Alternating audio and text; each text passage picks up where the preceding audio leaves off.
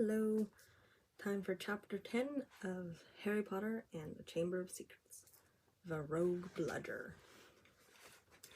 Since the disastrous episode of the Pixies, Professor Lockhart had not brought live creatures to class. Instead, he read passages from his books to them and sometimes reenacted some of the more dramatic bits. He usually picked Harry to help him with these reconstructions. So far, Harry had been forced to play a simple Transylvanian villager whom Lockhart had cured of a babbling curse, a yeti with a head cold, and a vampire who had been unable to eat anything except lettuce since Lockhart had dealt with him. Harry was hauled to the front of the class during their very next Defense Against the Dark Arts lesson, this time acting a werewolf. If he hadn't had a very good reason for keeping Lockhart in a good mood, he would have refused to do it. Nice loud howl, Harry. Exactly. And then, if you'll believe it, I pounced, like this, slammed him to the floor. Thus, with one hand, I managed to hold him down. With my other, I put my wand to his throat. I then screwed up my remaining strength and performed the immensely complex amorphous charm. He let out a piteous moan. Go on, Harry. Higher than that. Good. The fur vanished, the fangs shrank, and he turned back into a man. Simple yet effective, and another village who will remember me forever as the hero who delivered them from the monthly terror of werewolf attacks. The bell rang and Lockhart got to his feet. Homework. Compose a poem about my defeat of the Wagga Wagga werewolf. Sign copies of Magical Me to the author of the best one. The class began to leave. Harry returned to the back of the room where Ron and Hermione were waiting. Ready? Harry muttered. Wait till everyone's gone, said Hermione nervously. All right. She approached Lockhart's desk, a piece of paper clutched tightly in her hand, Harry and Ron right behind her. Professor Lockhart, Hermione stammered. I want to get this book out of the library, just for background reading. She held out the piece of paper, her hand shaking slightly. But the thing is, it's in the restricted section of the library, so I need a teacher to sign for it. I'm sure it would help me understand what you say in Gadding with Ghouls about slow-acting venoms. Ah, Gadding with Ghouls, said Lockhart, taking the note from Hermione and smiling widely at her. Possibly my very favorite book. You enjoyed it? Oh, yes, said Hermione eagerly. So clever, the way you trapped that last one with the tea strainer. Well, I'm sure no one will mind me giving the best student in the year a little extra help, said Lockhart warmly, and he pulled out an enormous peacock quill. Yes, nice, isn't it? He said, misreading the revolted look on Ron's face. I usually save it for book signings. He scrawled an enormous loopy signature on the note and handed it back to Hermione. So, Harry, said Lockhart, while Hermione folded the note with fumbling fingers and slipped it into her bag. Tomorrow's the first Quidditch match of the season, I believe. Gryffindor against Slytherin, is it not? I hear you're a useful player. I was a seeker, too. I was asked to try for the national squad, but preferred to dedicate my life to the eradication of the dark forces. Still, if ever you feel the need for a little private training, don't hesitate to ask. Always happy to pass on my expertise to less able players. Harry made an indistinct noise in his throat and then hurried off after Ron and Hermione. I don't believe it, he said, as the three of them examined the signature on the note. He didn't even look at the book we wanted. That's because he's a brainless git, said Ron. But who cares? We've got what we needed. He is not a brainless git, said Hermione shrilly as they half ran towards the library. Just because he said you were the best student in the year. They dropped their voices as they entered the muffled stillness of the library.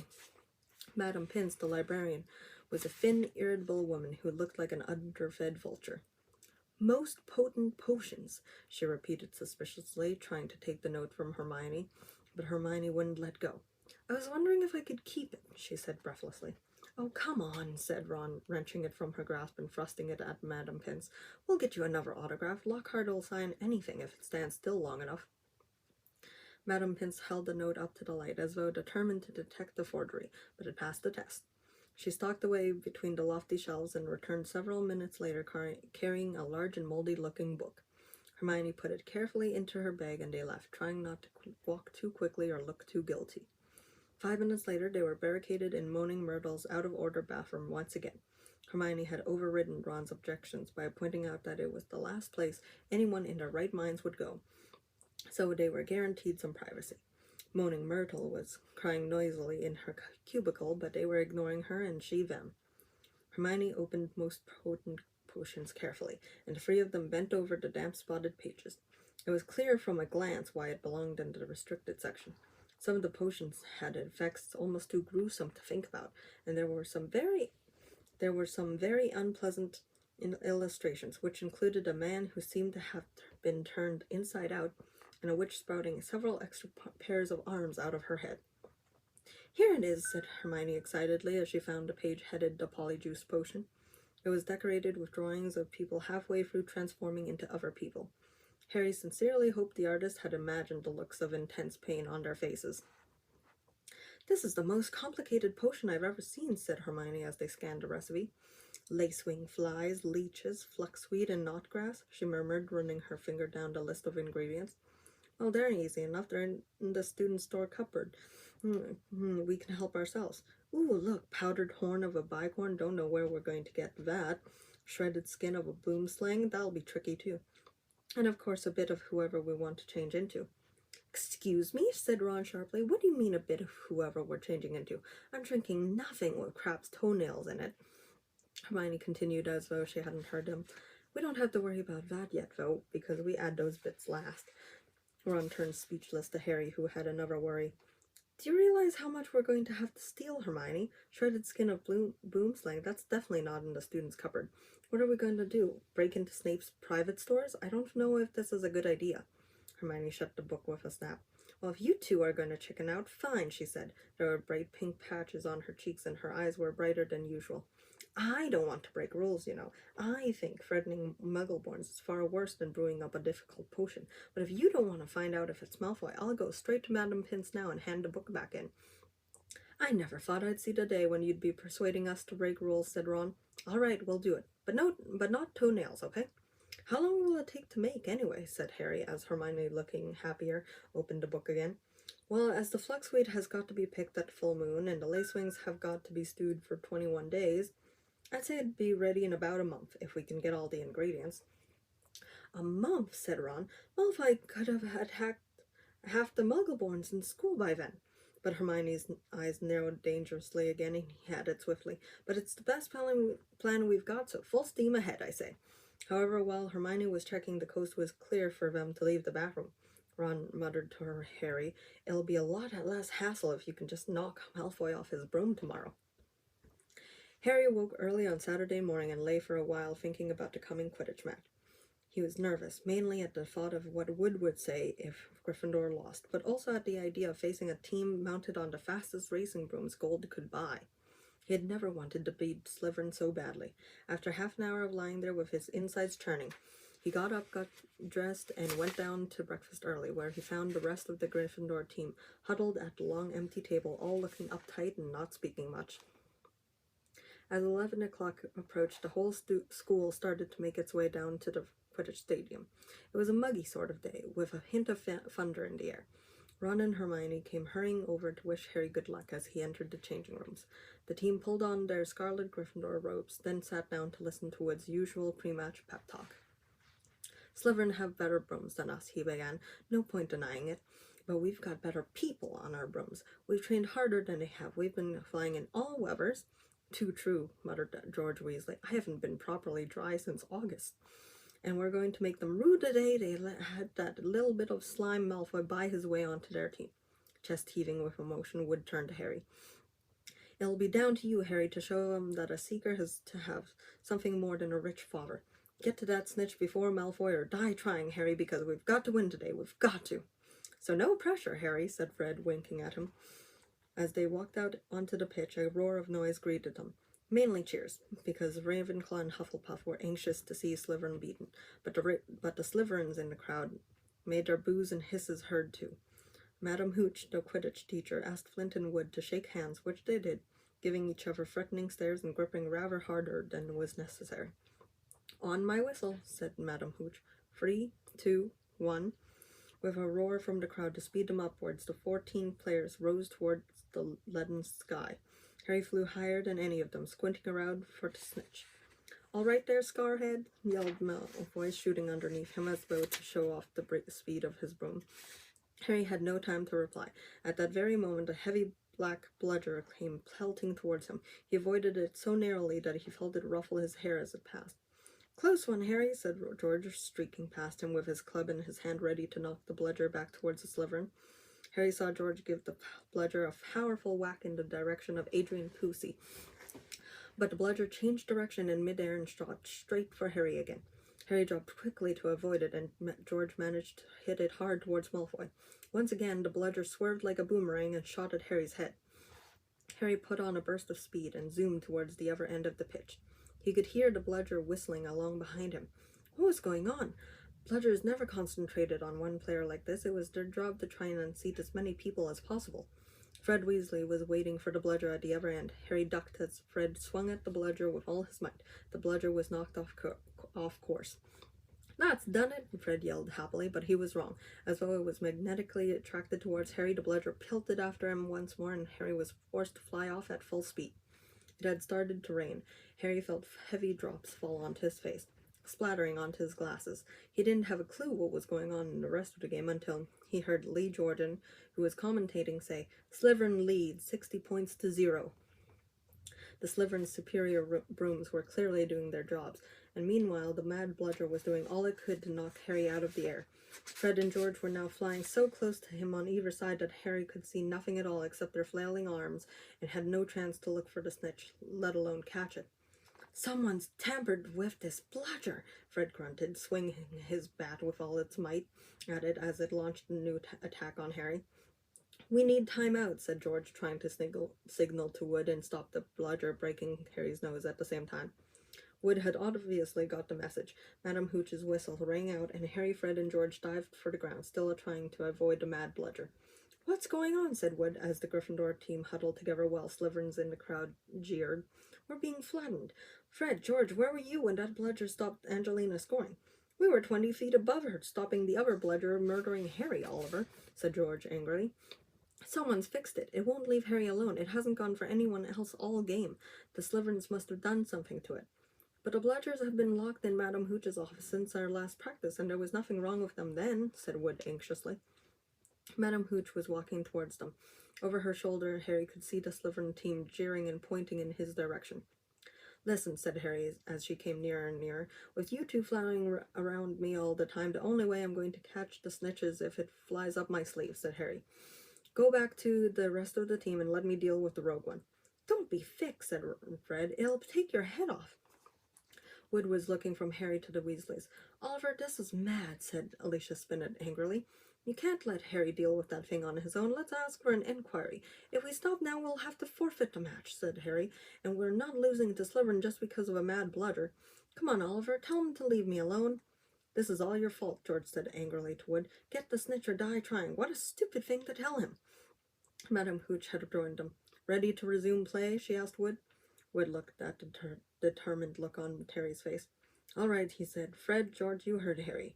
Leave him alone and let him deal with the bludger on his own." The rain was falling more heavily now. On Madame Hooch's whistle, Harry kicked hard into the air and heard the telltale whoosh of the bludger behind him. Higher and higher Harry climbed. He looped and swooped, spiraled, zigzagged, and rolled. Slightly dizzy, he nevertheless kept his eyes wide open. Rain was speckling his glasses and ran up his nostrils as he hung upside down, avoiding another fierce dive from the bludger. He could hear laughter from the crowd. He knew he must look very stupid, but the rogue bludger was heavy and couldn't change direction as quickly as he could. He began a kind of roller coaster ride around the edges of the stadium, squinting through the silver sheets of rain to the Gryffindor goalpost, where Adrian Pusey was trying to get past Wood. A whistling in Harry's ear told him that Bludger had just missed him again. He turned right over and sped in the opposite direction. "Training for the ballet, Potter?" yelled Malfoy as Harry was forced to do a stupid kind of twirl in midair to dodge the bludger. Off Harry fled, the bludger trailing a few feet behind him. And then, glaring back at Malfoy in hatred, he saw it, the golden snitch.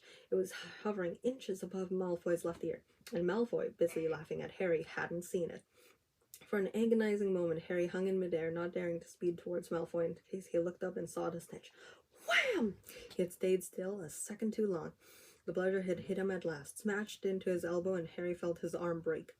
Dimly, dazed by the searing pain in his arm, he slid sideways on his rain-drenched broom, one knee still crooked over it, his right arm dangling uselessly at his side. The bludger came pelting back for a second attack, this time aiming at his face. Harry swerved out of the way, one idea firmly lodged in his numb brain: get to Malfoy. Through a haze of rain and pain, he dived for the shimmering, sneering face below him and saw its eyes widen with fear. Malfoy thought Harry was attacking him. "What the?" he gasped, careering out of Harry's way. Harry took his remaining hand off his broom and made a wild snatch. He felt his fingers close on the cold snitch, but was now only gripping the broom with his legs, and there was a yell from the crowd below as he headed straight for the ground, trying hard not to pass out. With a splattering thud, he hit the mud and rolled off his broom. His arm was hanging at a very strange angle. Riddled with pain, he heard, as though from a distance, a good deal of whistling and shouting. He focused on the snitch clutched in his good hand. "Aha," he said vaguely, "we've won," and he fainted. He came round, rain falling on his face, still lying on the pitch, with someone leaning over him. He saw a glitter of teeth. "Oh no, not you," he moaned. "Doesn't know what he's saying," said Lockhart loudly to the anxious crowd of Gryffindors pressing around him. "Not to worry, Harry, I'm about to fix your arm." "No," said Harry, "I'll keep it like this, thanks." He tried to sit up, but the pain was terrible. He heard a familiar clicking noise nearby. "I don't want a photo of this, Colin," he said loudly. "Lie back, Harry," said Lockhart soothingly. "It's a simple charm I've used countless times." "Why can't I just go to the hospital wing?" said Harry through clenched teeth. "You should really, Professor," said a muddy Wood who couldn't help grinning even though his seeker was injured. "Great capture, Harry. Really spectacular. Your best yet, I'd say." Through the thicket of legs around him, Harry spotted Fred and George Weasley wrestling the rogue Bludger into a box. It was still putting up a terrific fight. "Stand back," said Lockhart, who was rolling up his jade-green sleeves. "No, don't," said Harry weakly, but Lockhart was twirling his wand and a second later had directed it straight at Harry's arm. A strange and unpleasant sensation started at Harry's shoulder and spread all the way down to his fingertips. It felt as though his arm was being deflated. He didn't dare look at what was happening. He had shut his eyes, his face turned away from his arm, but his worst fears were realized as the people above him gasped and Colin Creevey began clicking away madly. His arm didn't hurt anymore, but nor did it feel remotely like an arm. "Ah," said Lockhart. "Yes, well, that can sometimes happen. But the point is, the bones are no longer broken. That's the thing to bear in mind. So, Harry, just toddle up to the hospital wing. Mr. Weasley, Miss Granger, would you escort him? And Madame Pomfrey will be able to, tidy you up a bit." As Harry got to his feet, he felt strangely lopsided. Taking a deep breath, he looked down at his right side. What he saw nearly made him pass out again. Poking out the end of his robes was what looked like a thick, flesh-colored rubber glove. He tried to move his fingers. Nothing happened. Lockhart hadn't mended Harry's bones. He had removed them. Madame Pomfrey wasn't at all pleased. "You should have come straight to me," she raged, holding up the sad, limp remainder of what half an hour before had been a working arm. "I can mend bones in a second, but growing them back—" "You will be able to, won't you?" said Harry desperately. "I'll be able to, certainly, but it will be painful," said Madame Pomfrey grimly, throwing Harry a pair of pajamas. "You'll have to stay tonight." Hermione waited outside the curtain drawn around Harry's bed while Ron helped him into his pajamas. It took a while to stuff the rubbery, boneless arm into a sleeve. "How can you stick up for Lockhart now, Hermione, eh?" Ron called through the curtain as he pulled Harry's limp fingers through the cuff. "If Harry had wanted deboning, he would have asked." "Anyone can make a mistake," said Hermione, "and it doesn't hurt anymore, does it, Harry?" "No," said Harry, "but it doesn't do anything else, either." As he swung himself onto the bed, his arm flapped pointlessly. Hermione and Madame Pomfrey came around the curtain. Madame Pomfrey was holding a large bottle of something labeled Skelegro. "You're in for a rough night," she said, pouring out a steaming beakerful and handing it to him. "Regrowing bones is a nasty business." So was taking the Skelegro. It burned Harry's mouth and throat as it went down, making him cough and splutter. Still tut-tutting about dangerous sports and inept teachers, Madame Pomfrey retreated, leaving Ron and Hermione to help Harry gulp down some water. "We won, though," said Ron, a grin breaking across his face. "That was some catch you made. Malfoy's face. He looked ready to kill." "I want to know how he fixed that Bludger," said Hermione darkly. "We can add that to the list of questions we'll ask him when we've taken the Polyjuice potion," said Harry, sinking back onto his pillows. "I hope it tastes better than this stuff. If it's got bits of Slytherins in it, you've got to be joking," said Ron. The floor of the hospital wing burst open at that moment, filthy and soaking wet. The rest of the Gryffindor team had arrived to see Harry. "Unbelievable flying," said George. I've just seen Marcus Flint yelling at Malfoy, something about having the snitch on top of his head and not noticing. Malfoy didn't seem too happy. They had brought cakes, sweets, and bottles of pumpkin juice. They gathered around Harry's bed and were just getting started on what promised to be a good party when Madame Pomfrey came storming over, shouting, "This boy needs rest. He's got 33 bones to regrow. Out! Out!" And Harry was left alone with nothing to distract him from the stabbing pains in his limp arm. Hours and hours later, Harry woke quite suddenly into pitch blackness and gave a small yelp of pain. His arm now felt full of large splinters. For a second he thought it was that which had awoken him. Then, with a thrill of horror, he realized that someone was sponging his forehead in the dark. "Get off," he said loudly, and then, "Dobby!" The house elf's goggling tennis ball eyes were peering at Harry through the darkness. A single tear was running down his long pointed nose. "Harry Potter came back to school," he whispered miserably. "Dobby warned and warned Harry Potter. Ah, sir, why didn't you heed Dobby? Why didn't Harry Potter go back home when he missed the train?" Harry heaved himself up on his pillows and pushed Dobby's sponge away. "What are you doing here?" he said. "And how did you know I missed the train?" Dobby's lip trembled, and Harry was seized by a sudden suspicion. "It was you," he said slowly. "You stopped the barrier, letting us through." "Indeed, yes, sir," said Dobby, nodding his head vigorously, ears flapping. Dobby hid and watched for Harry Potter and sealed the gateway, and Dobby had to iron his hands afterwards. He showed Harry 10 long bandaged fingers. But Dobby didn't care, sir, for he thought Harry Potter was safe. And never did Dobby dream that Harry Potter would get to school another way. He was rocking backwards and forwards, shaking his ugly head. Dobby was so shocked when he heard Harry Potter was back at Hogwarts, he let his master's dinner burn. Such a flogging Dobby never had, sir. Harry slumped back onto his pillows. "You nearly got Ron and me expelled," he said fiercely. "You'd better clear off before my bones come back, Dobby, or I might strangle you." Dobby smiled weakly. "Dobby is used to their threats, sir. Dobby gets them 5 times a day at home."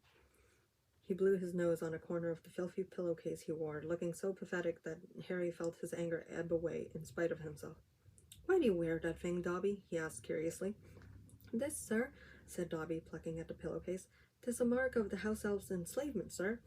Dobby can only be freed if his masters present him with clothes, sir. The family is careful not to pass Dobby even a sock, sir, for then he would be free to leave their house forever." Dobby mopped his bulging eyes and said suddenly, "Harry Potter must go home. Dobby thought his bludger would be enough to make—" "Your bludger?" said Harry, anger rising once more. "What do you mean, your bludger? You made that bludger try and kill me?" "Not kill you, sir, never kill you," said Dobby, shocked. "Dobby wants to save Harry Potter's life. Better sent home grievously injured than remain here, sir. Dobby only wanted Harry Potter hurt enough to be sent home." "Oh, is that all?" said Harry angrily. "I don't suppose you're going to tell me why you wanted me sent home in pieces." "Ah, if Harry Potter only knew," Dobby groaned, more tears dripping onto his ragged pillowcase. "If he knew what he means to us, to the lowly, the enslaved, us dregs of the magical world. Dobby remembers how it was when he who must not be named was at the height of his power, sir. We house elves were treated like vermin, sir." "Of course, Dobby is still treated like that, sir," he admitted, drying his face on the pillowcase. "But mostly, sir, life has improved for my kind since he triumphed over he who must not be named. Harry Potter survived, and the Dark Lord's power was broken, and it was a new dawn, sir, and Harry Potter shone like a beacon of hope for those of us who thought the dark days would never end, sir. And now at Hogwarts terrible things are to happen, are perhaps happening already, and Dobby cannot let Harry Potter stay here now that history is to repeat itself, now that the Chamber of Secrets is open once more." Dobby froze, horror-struck, then grabbed Harry's water jug from his bedside table and cracked it over his own head, toppling out of sight. A second later, he crawled back onto the bed, cross-eyed, muttering, "Bad Dobby, very bad Dobby." "So there is a Chamber of Secrets," Harry whispered. "And did you say it's been opened before? Tell me, Dobby." He seized the elf's bony wrist as Dobby's hand inched towards the water jug. "But I'm not Muggle-born. How can I be in danger from the chamber?" "Ah, sir, ask no more, poor Dobby," stammered the elf, his eyes huge in the dark. "Dark deeds are planned in this place, but Harry Potter must not be here when they happen. Go home, Harry Potter, go home. Harry Potter must not meddle in this, sir. 'Tis too dangerous." "Who is it, Dobby?" Harry said, keeping a firm hold on Dobby's wrist to stop him hitting himself with the water jug again. "Who's opened it? Who opened it last time?" Dobby can't, sir, Dobby can't, Dobby mustn't tell, squealed the elf. Go home, Harry Potter, go home. I'm not going anywhere, said Harry fiercely. One of my best friends is Muggle-born. She'll be first in line if the chamber really has been opened. Harry Potter risked his own life for his friends, moaned Dobby in a kind of miserable ecstasy. So noble, so valiant. But he must save himself, he must. Harry Potter must not... Dobby suddenly froze, his bad ears quivering. Harry heard it too. There were footsteps coming down the passageway outside. Dobby must go, breathed the elf, terrified. There was a loud crack, and Harry's fist was suddenly clenched on thin air. He slumped back into bed, his eyes on the dark doorway on to the hospital wing as the footsteps drew nearer. Next moment, Dumbledore was backing into the dormitory, wearing a long woolly dressing gown and a nightcap. He was carrying one end of what looked like a statue. Professor McGonagall appeared a second later, carrying its feet. Together they heaved it onto a bed. Get Madame Pomfrey, whispered Dumbledore, and Professor McGonagall hurried past the end of Harry's bed out of sight. Harry lay quite still, pretending to be asleep. He heard urgent voices, and then Professor McGonagall swept back into view, closely followed by Madame Pomfrey, who was pulling a cardigan on over her nightdress. He heard a sharp intake of breath. What happened? Madame Pomfrey whispered to Dumbledore, bending over the statue on the bed. Another attack, said Dumbledore. Minerva found him on the stairs.